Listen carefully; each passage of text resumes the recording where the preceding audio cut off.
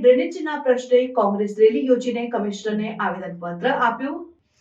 ભાવનગર શહેર કોંગ્રેસ સમિતિ દ્વારા મહાનગરપાલિકાના વોર્ડ નંબર 7માં વિવિધ રસ્તા, ડ્રેનેજ વગેરેના પ્રશ્નોને લઈને એક રેલીનું આયોજન કરવામાં આવ્યું હતું।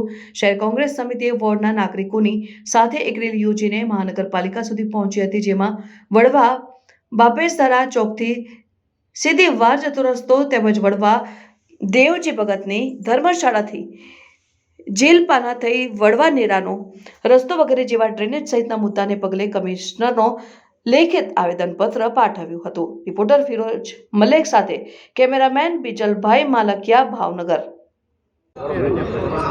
મારું નામ રજાકભાઈ કુરેશી અને આજ રોજ ભાવનગરમાં આવેલ તખતેશ્વર વોર્ડ અને ઈ વોર્ડમાં આવેલ 5 થી 6 વિસ્તારમાં રોડ જે 15-20 વર્ષથી સત્તાધારી પક્ષમાં કે સરકારશ્રી પ્રકારે ધ્યાન આપવામાં આવતું નથી ને કયા કારણે એ વિસ્તાર સાથે અન્યાય કરવામાં આવે છે એ ખબર પડતી નથી।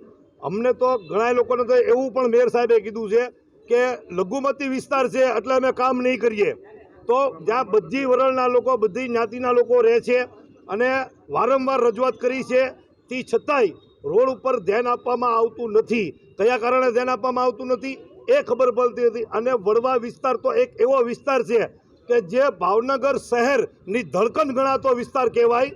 અને નેક નામદાર મહારાજા કૃષ્ણકુમારસિંહજીએ જ્યારે ભાવનગર પ્રથમ વાર સોંપ્યું સરકારને, ત્યારે એવું કહેવામાં આવ્યું હતું કે અમારી પ્રજાનું કલ્યાણ કરજો।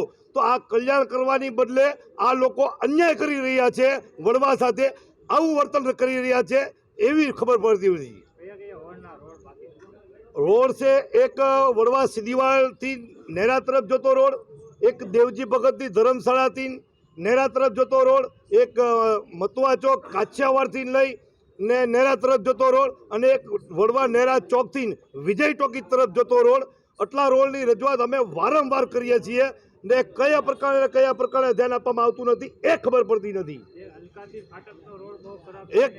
એની પણ અમે આજથી વર્ષ દિવસ પહેલા એક રજૂઆત, જે અલકા ટોકીથી જે ફાટક તરફ જતો રોડ છે એ ઘણા સમયથી બહુ ખરાબ પરિસ્થિતિમાં છે।